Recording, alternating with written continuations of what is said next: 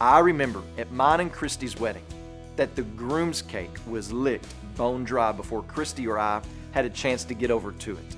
We even have this one picture of my grandmother and my uncle who are hovering over the cake platter, not even using plates, but just diving in with their forks. Well, today in our text, something similar but with far greater consequences happens. Welcome to LifeWords Day by Day. At the beginning of John chapter 2, we find Jesus and his disciples and his mother at a wedding. Wedding in those days were a big event like they are in our day, but they were handled just a bit differently. The groom and all of his buddies would launch a huge parade down the street of the bride's house. They would whisk the bride and all of her attendants away back to the groom's house where a week-long party would take place, with friends and family coming and going all week long to enjoy all the festivities.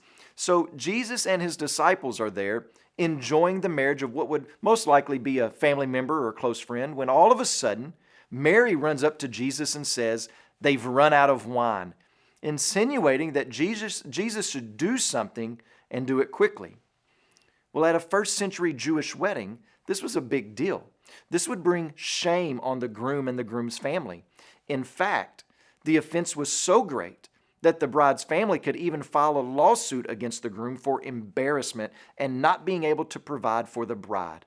So this was not a minor hiccup in the party, but a severe tragedy in the making. This was dramatic. But why does Mary run up to Jesus and ask him to do something? Well, Mary may have been part of the catering crew helping serve. And by this time in Jesus' life, his father has probably died, and Mary has naturally been dependent upon her oldest son in times just like this. And then Jesus says this, "What does this have to do with me? My hour has not yet come." Well, this idea of the hour is going to be a recurring theme throughout the Gospel of John. We're going to see it in John 7, in John 8, chapter 12, chapter 17. So what does John mean when he speaks about this hour? Well, Jesus is speaking of the full revelation of his glory being displayed in his crucifixion and resurrection. It was not the right time, according to the Father's plan, for that to happen. And Jesus was not willing to negotiate or compromise that plan, not even for his mother.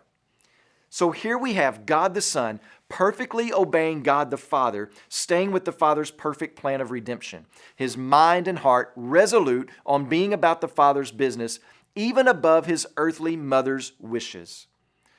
And so one lesson we learn in this unfolding drama is that our commitment to Christ should be the strongest commitment we have on this earth.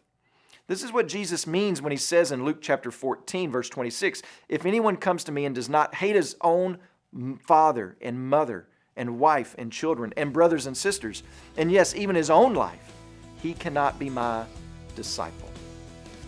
Today, please pray for Boris Lebedev and his family, our missionaries in Georgia. And also remember the Kodakoli LifeWord broadcast in Togo, Ghana, and Benin.